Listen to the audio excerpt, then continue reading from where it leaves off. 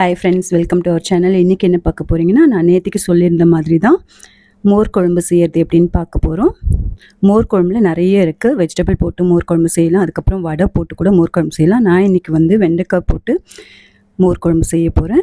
வீடியோக்குள்ளே போகிறதுக்கு முன்னாடி என்னோடய சேனலில் சப்ஸ்கிரைப் பண்ணாதவங்க சப்ஸ்கிரைப் பண்ணிக்கோங்க. அப்புறம் பெல் பட்டனை ப்ரெஸ் பண்ண மறந்துடாதீங்க. அப்போ தான் நான் போடுற வீடியோ உங்களுக்கு நோட்டிஃபிகேஷனாக வரும். வாங்க வீடியோக்குள்ளே போகலாம். ஒரு ஸ்பூன் எண்ணெய் சேர்த்துட்டு ஃபஸ்ட்டு ஒரு பேனில் ஒரு ஸ்பூன் சீரகம் சேர்த்துக்கோங்க. சீரகம் நல்லா வறுத்துக்கோங்க. சீரகம் நல்லா வறுத்துட்டு 4 பச்சை மிளகாய், 4 துண்டு இஞ்சி சேர்த்து நல்லா வதக்கிக்கோங்க. பச்சை மிளகாய் நல்லா வதக்கி அதுக்கப்புறம் ஆற விட்டு நம்ம மிக்சர் ஜாரில் சேர்த்து அரைச்சி எடுத்துக்க போகிறோம். இப்படி நீங்கள் செஞ்சீங்கன்னா மோர் குழம்பு சூப்பரான டேஸ்ட்டாக இருக்கும், நல்ல வாசனையாகவும் இருக்கும். இப்போ அதே கடாயில் 1.5 குழிக்கரண்டி எண்ணெய் சேர்த்துக்கோங்க. எண்ணெய் சேர்த்துட்டு எண்ணெய் நல்லா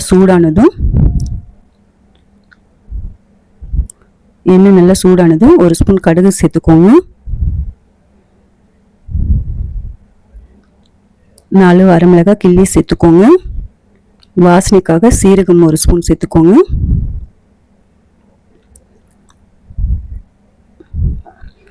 நம்ம பச்சை மிளகாய் அரைச்சிருக்கோம், இருந்தாலும்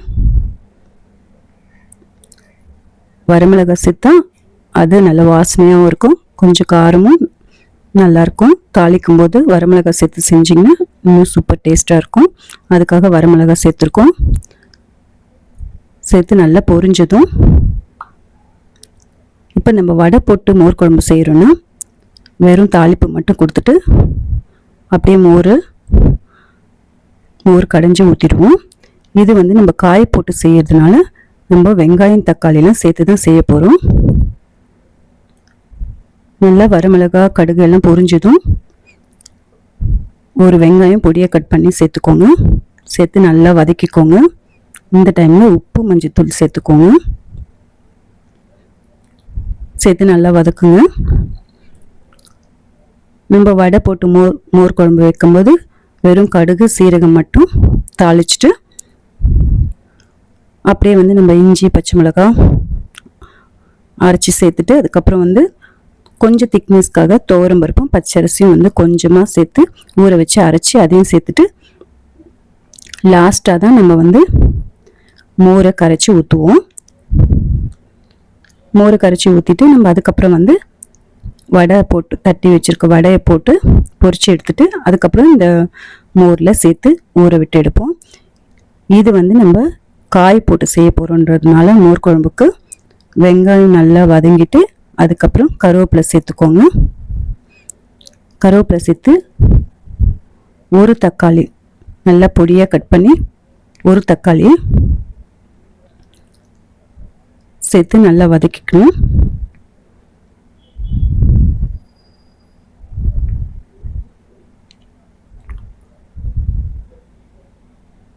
சேர்த்து நல்லா வதக்கிட்டு தக்காளி நல்லா வதங்கின பிறகு நம்ம வெண்டைக்காயை சேர்த்துடலாம்.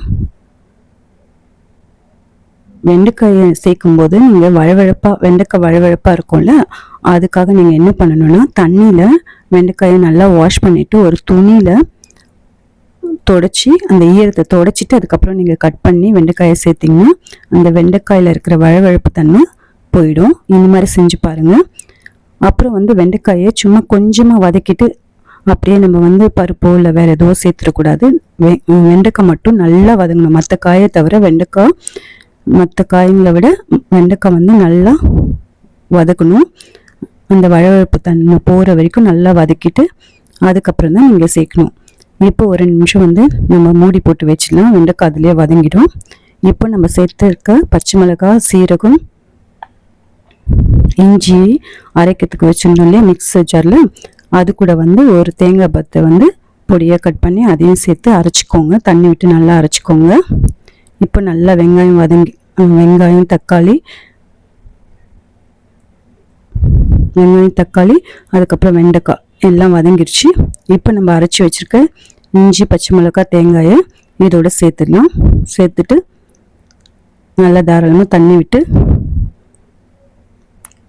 கலந்து விட்டு மூடிடுங்க. இப்போ வெண்டைக்காய் நல்லா வேகட்டும். வெண்டைக்காய் நல்லா வேகட்டும். வெண்டைக்காய் வெந்த பிறகு தான் நம்ம துவரம்பருப்பும் பச்சரிசியும் கொஞ்சமாக ஊற வச்சுருக்கோம். அதை நல்லா அரைச்சிக்க போகிறோம்.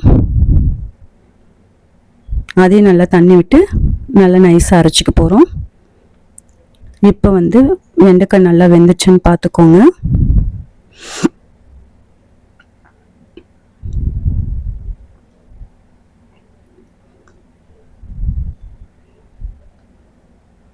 வெண்டைக்காய் நல்லா வெந்துட்ட பிறகு நம்ம துவரம்பருப்பும் பச்சரிசியும் ரொம்ப போடக்கூடாது. ரொம்ப போட்டால் அது மண் மாதிரி ஆகிடும். நம்ம எவ்வளோ செய்கிறோமோ அதுக்கேற்ற மாதிரி ஒரு 2 ஸ்பூன் வச்சுக்கோங்களேன். இல்லை ஒரு கைப்பிடி கூட தேவையில்ல. சும்மா கையில் கொஞ்சமாக அள்ளி போட்டு நம்ம ஊற வச்சு துவரம்பருப்பும் பச்சரிசியும் நல்லா நைஸாக அரைச்சிக்க போகிறோம். இப்போ வெண்டைக்காய் வெந்துடுச்சு. இப்போ இந்த டைமில் நம்ம அரைச்சி வச்சுருக்கிறத துவரம்பருப்பு பச்சரிசி நம்ம சேர்த்துடலாம். பாருங்கள், இவ்வளோதான். ரொம்ப சேர்க்கக்கூடாது. கொஞ்சமாக தண்ணி விட்டு சேர்த்து நல்லா கலந்து விட்டுக்கோங்க. இதுவும் நல்லா கொதிச்சிருட்டோம்.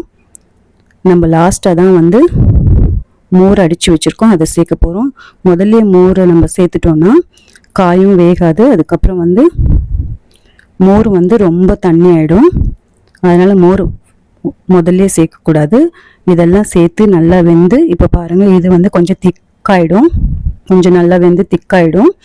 இப்போ இந்த டைமில் நம்ம மோர் எவ்வளோ திக்னஸ் வேணுமோ அவ்வளோ அளவுக்கு நல்லா அடித்து கரைச்சி வச்சுக்கணும்.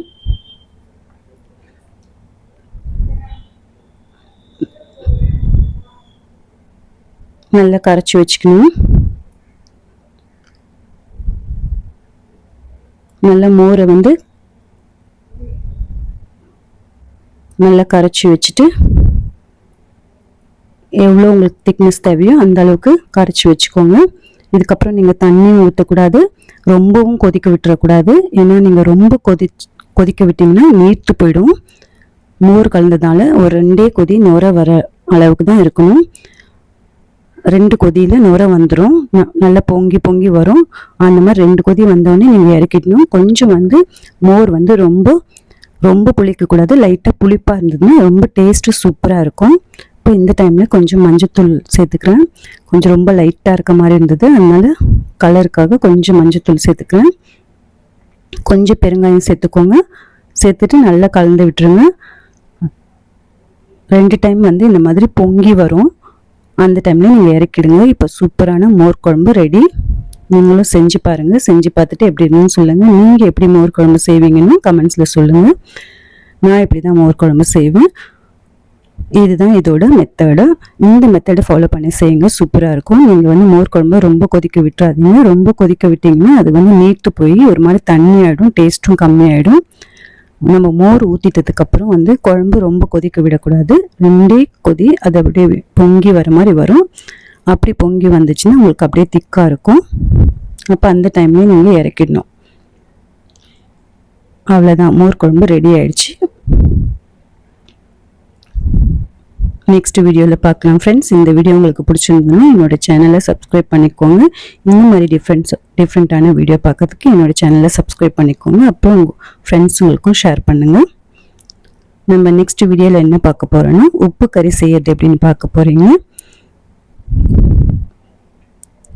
அடுத்த வீடியோவில் உப்பு கறி செய்யறது, சிக்கன் வச்சு உப்பு கறி செய்யறது எப்படின்னு பார்க்க போகிறீங்க. Thank you friends. நெக்ஸ்ட் வீடியோவில் பார்க்கலாம். தேங்க்யூ.